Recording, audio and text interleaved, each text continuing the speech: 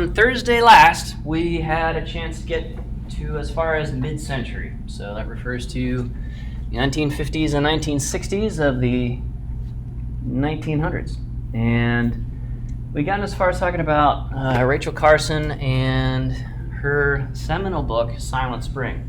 If you guys would like to see a first edition printing of that from '62, I have a couple copies in my office. Stop by sometime. I also have an 1870s, I think, 6th printing of the first edition of Charles Darwin's Origin of Species. It is super old. It's like almost as old as the Civil War. Pretty cool stuff. Stop on by sometime. We get, in 1964, a couple years later, a huge game changer in terms of forest and outdoor recreation management. And indeed, this really kind of renovates or updates all 5 of the different specializations we have here as forestry majors at SIU. We get the creation, through a bunch of advocacy, of Forest Service people whose nominal jobs it is to cut down a bunch of timber and make sure that the market is flowing in terms of fiber and food in the form of rangeland and watershed protection. All this stuff is happening as of a couple of years before with the Multiple Use Sustained Yield Act. What the wilderness preservation system does is this is the 50-year call ahead in time from the ideas or the seeds that John Muir planted back in the day. So this idea of preservation, of letting nature kind of run itself wild because that's how nature does best. Now we get a legislative mechanism, a way to actually have that happen.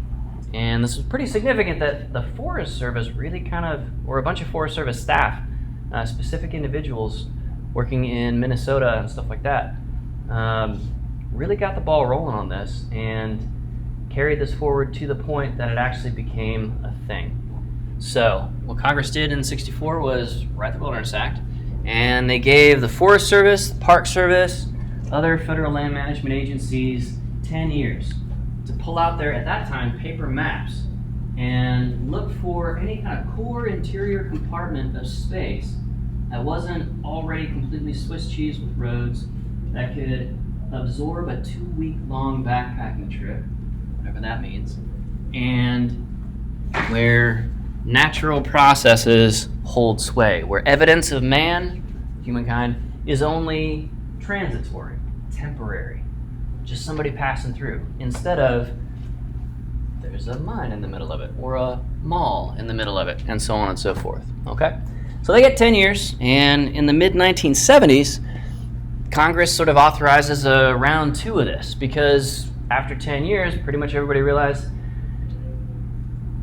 all of our wilderness areas are really far away from all of our people, and there's basically nothing that meets the criteria that Congress put forward on round 1 east of the Mississippi. So we, in southern Illinois, are very slightly east of the Mississippi. And we have, 6 or 7 wilderness areas within a 1 hour radius of Carbondale here? I mean, that's pretty unique in the entire United States, to have that many different wildernesses. Some of them are physically right next to each other. Most of them are on the Shawnee. We've also got some stuff going on over at Crab Orchard, etc. But that's a big deal. So we'll see that coming up in the mid-1970s with Rare 2, Roadless Area Review and Evaluation Round 2. In 1965, Congress finally, 50 years, or 49 years after the National Park Service is created, around the same amount of time for when the Forest Service was born, the Land and Water Conservation Act is a major funding mechanism, right? Remember, the National Park Service, for its first couple of years, was 100% paid for out of pocket by a rich guy. And that's not a sustainable model, right? Stephen Mather did great stuff, and then he also eventually got old and died. So we had to have a much more robust and permanent set of funding mechanisms to do all of this forestry stuff that we're doing in national parks national forests and what will be these wilderness areas after the next 10 years have elapsed and they've figured out where they can even put them on the map. So, in 2014, this means we celebrated the 50th anniversary of wilderness, not too long ago, 9 years ago. Pretty cool stuff, all right? Memes, spicy memes. And the Forest Service here on the Shawnee celebrated pretty hard. By this time, in the 20-teens, we have 7 wilderness areas, all of which were designated by U.S. Congress with the Illinois Wilderness Act, get this, of 1990. So, we see that creating national parks over time isn't something that happens in one big fell swoop. Creating national monuments is something that can happen pretty fast with the signature of whatever president's in the office at the time. But that's still pretty piecemeal. It's just kind of a one-off effort. Hey, we want to turn this place into a national monument right quick. Got the signature. All right, that one's in the system now. Same thing with forests. Same thing eventually with wildernesses. It wasn't until 1990, almost 30 years, 25 years after the establishment of the idea of wilderness as a thing, that the Shawnee Forest was sort of mature enough-ish to have any compartments that could look like wildernesses, and so forth. So this is a pretty young idea, right? When we go to a place like Yellowstone or Yosemite, part of the fun of going to a big national park like that is that it feels ageless, it feels eternal. There's geologic time scale processes that made that place as cool and as interesting and as unique as it is. And when we go to the Shawnee to hang out and stuff like that, when the National Park Service was 10, 15 years old, that Dust Bowl of the 1930s wrecked house on the Shawnee, as you've heard in some of your other classes with historical ecology, right? People, mostly family farmers, doing not particularly sustainable stuff in very erosive Illinois Peoria loess soils that grows awesome soybeans and corn and grows awesome monster bucks that eat the stuff that we're trying to grow and our gardens and everything, and that gives us COVID. Anyway, another story for another time. This is a young thing, right? We're still figuring this stuff out in the 1960s, in the 1990s, and so forth. We're still revising our approach. We're growing it. We're building it out in forestry as we go, which is weird because foresters, we tend to work on a super long time scale, right? We're talking about 25-year rotations on fast-growing pine plantations, 50, 100-year rotations for some slower growing hardwoods, and so forth. Okay? So, in 1966, we get that 50-year anniversary. That's called Mission 66. So in 1956, the Park Service starts a 10-year process to start planning for this big party they're going to throw for the national park system. And so what we got out of Mission 66, the Park Service's big sort of facelift initiative for the 50-year mark, was a whole bunch of new visitor centers that weren't built by the Civilian Conservation Corps. So they weren't made out of like old growth logs like Giant City State Park lodges and stuff like that. We got a bunch of poured concrete structures. Anybody been to Great Smoky Mountains National Park? All right, did you go up to Clingman's Dome? There's a tower on top of Clingman's Dome. Clingman's Dome is the highest peak anywhere along the Appalachian Ridge line at just over 6,000 feet above mean sea level. And it's a poured concrete like tower that you sort of walk up this little spiral staircase, and it's interesting. You can see all the air pollution blowing across you and stuff like that. Have an asthma attack. It's nice. You know, it's homey. And that style of architecture, sort of the Fainer Hall brutalist poured concrete vibe, kind of happened as a function of this post-World War II, 1950s, early 1960s effort to recognize, oh man, our visitation is growing. It's doubling every decade right now, right? So here in the 1960s, which was twice as much visitation as the 50s, and will be half as much as the following decade, the 1970s. All right? This is building out the infrastructure. This is pouring a bunch of concrete and tar and chip asphalt for roads as well. Okay? So, in 1965 and on, we get a whole bunch of legislation as Congress starts to, with the environmentalism movement, and recognizing that, yeah, we can clear cut everything if we really want to, but that's going to cost us a lot. We get a whole bunch of legislation to build and specify things out. We get the National Trails System, the Appalachian Trail, the Lewis and Clark National Historic Trail, Natchez Trace, all sorts of different trails getting created through that. Ozark National Scenic Riverways is the inaugural National Wild and Scenic. It was classified as both. Basically water trail, so a flowing trail in the Wild and Scenic Rivers Act. So through a process of eminent domain, the government kicks a whole bunch of people off their land in southern Missouri and creates effectively a new national park that happens to be a river as well. Okay, that started in 1968. In 1969, the big government agrees that, okay, yeah, when we make all these decisions that kick people off their land, like establishing Great Smoky Mountains National Park, establishing Ozark National Scenic Riverways, we should probably tell people, you know, in advance what we're going to do. And we should probably give people a chance to give public feedback and say, hey, this is a terrible idea. Have you guys thought about XYZ?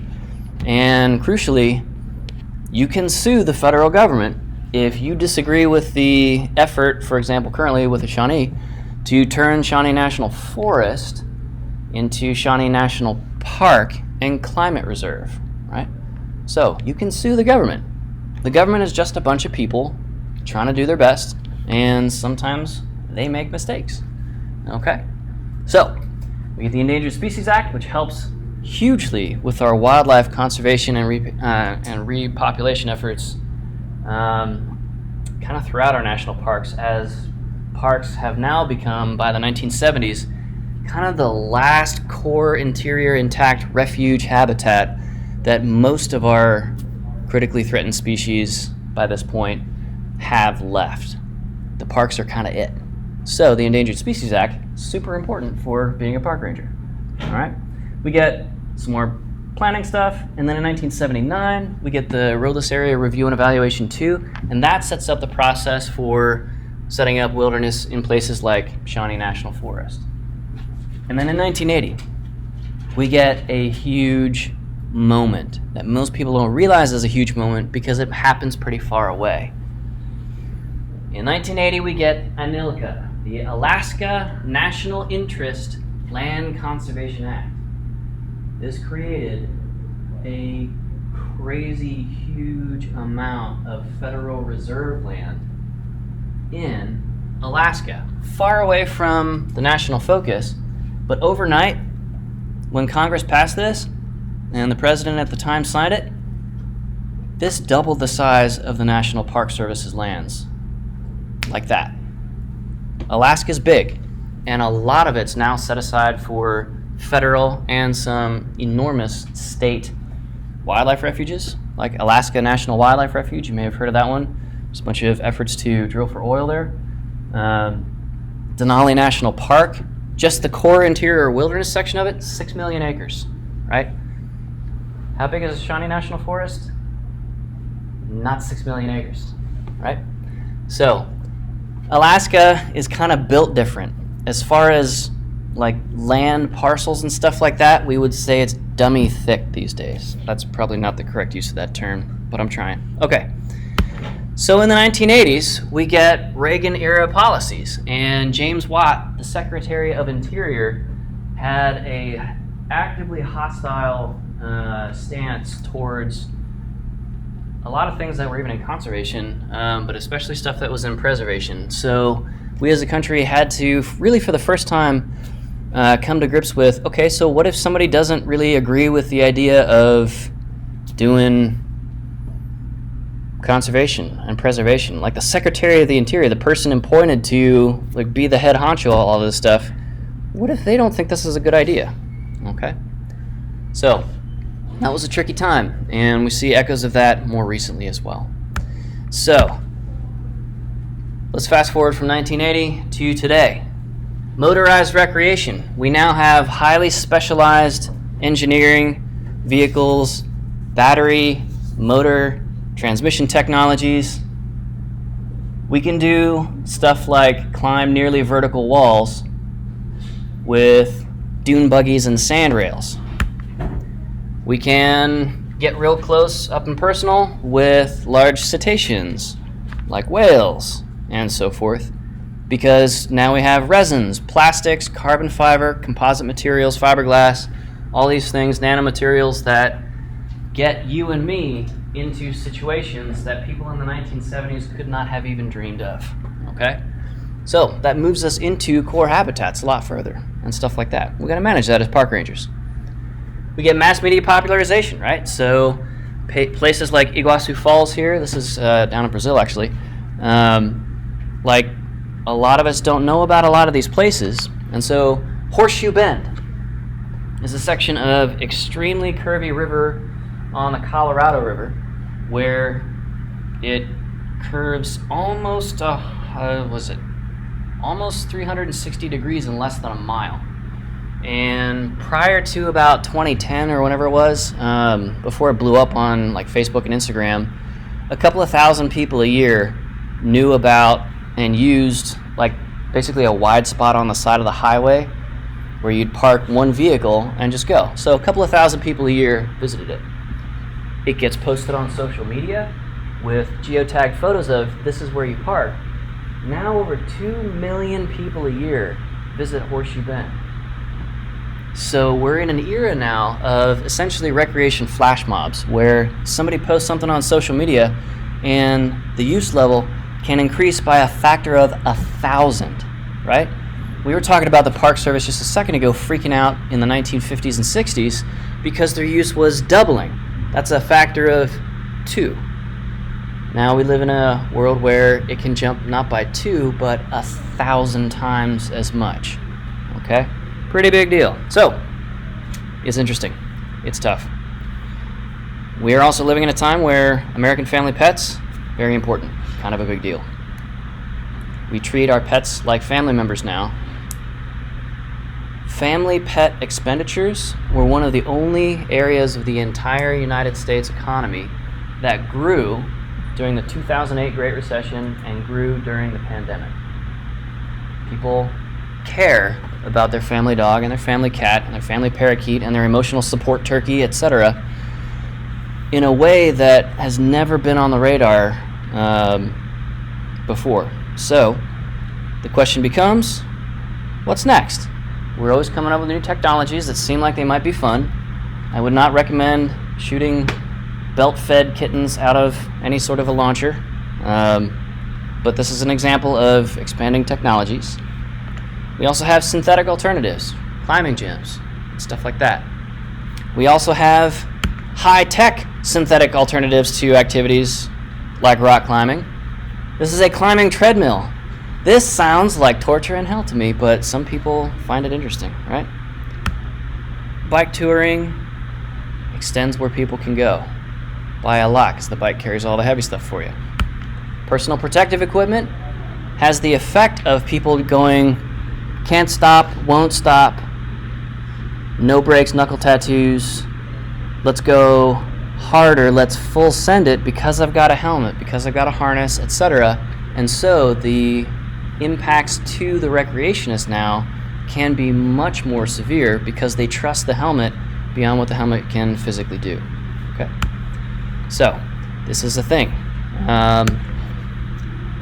29er mountain bikes, larger radius wheels. This is people going down bike trails set next to ski slopes in the Alps. Right? Our technology enables kinds of recreation that the human body or human skill are not quite caught up to yet, and so on and so forth. Right? So we get lots of expansion of things where it didn't used to be a thing before. Somebody thinks this is a really great idea.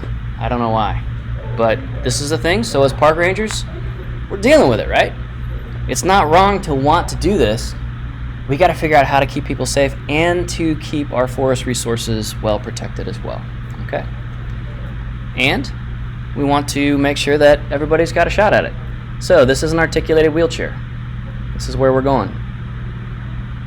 Because people confined to wheelchairs have every bit as much right to enjoy a place like the Grand Canyon. So the question becomes not should they show up, it is how can we get this person down into the Grand Canyon for a meaningful hike if they have no use of their legs? Okay? So we get marketing like this. That's wow. But adaptive technology is pretty cool stuff. Anyway, we could go on and on and on.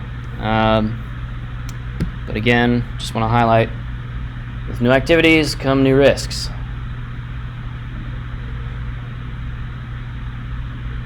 This is parasailing. Okay, that's a belly flop from like 80 feet, right? That could be fatal. Okay, enough of that stuff. Let's clear this. We got about 6 minutes left for your final quiz.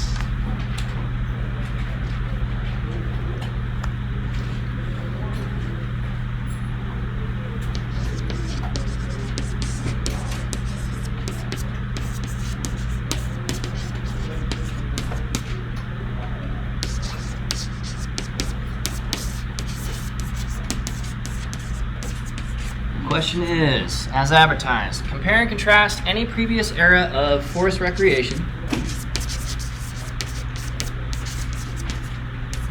to and against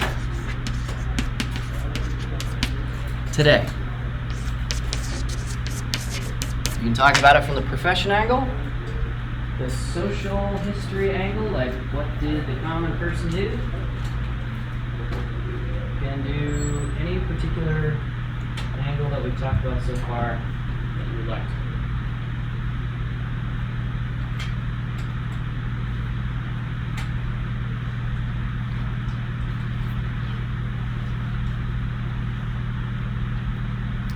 Just pick one previous era. Don't try to give me a tour through the whole thing, please.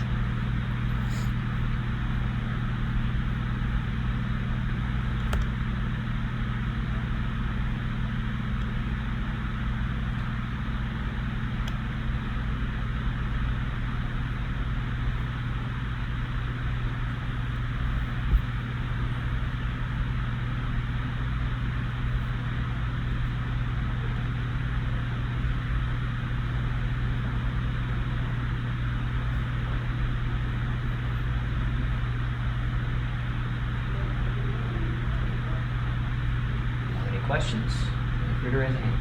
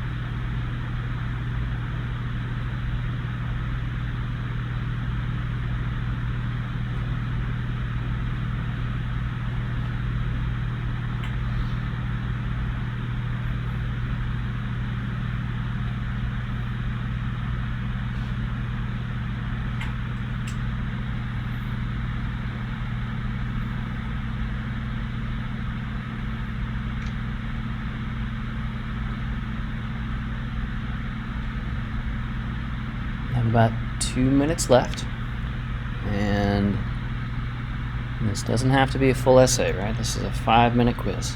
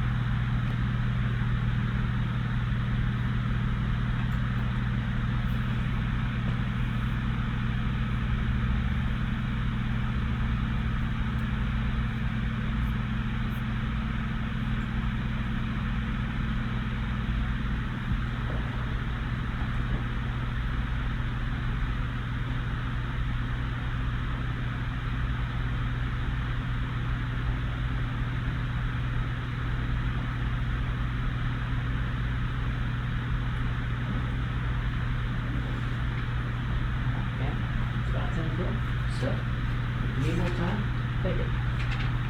You're welcome to handle what you got. Do that.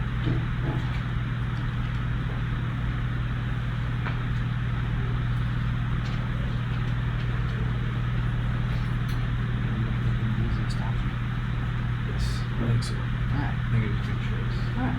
See you Thursday.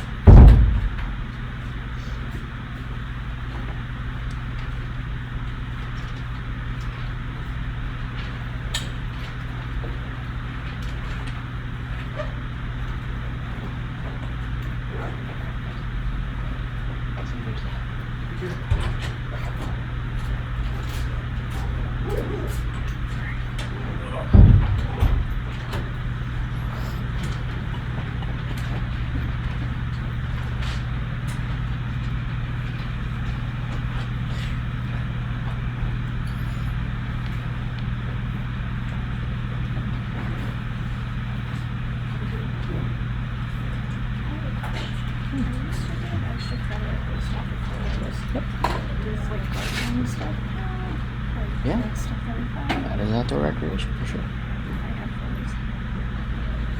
my rose growing elderberry from a cutting. Oh wow, how'd it go? It's still growing. So I just chopped off a snip of it and planted it, and it rooted. It's now sprouting. Very cool.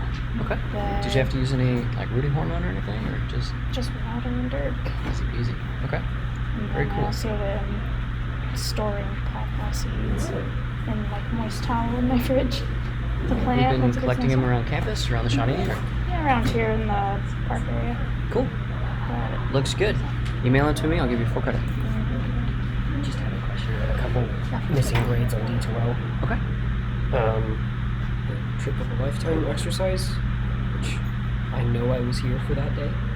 I can resubmit it online if you want me to, just so you have it. But I've only missed one class, and it was last week.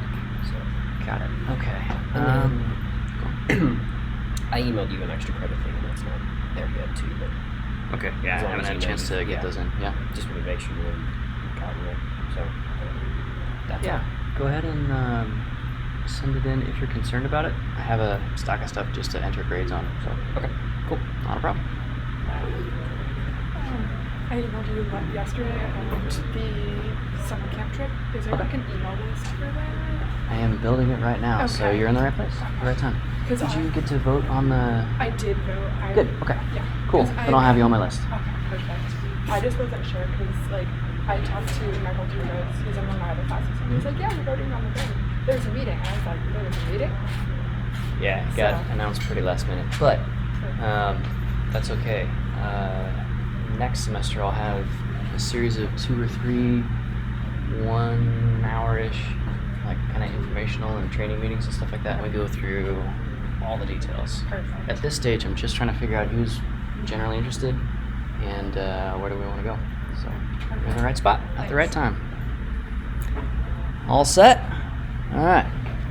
Cool. Michigan versus everybody. Oh man, that's a bold statement on this campus. All right.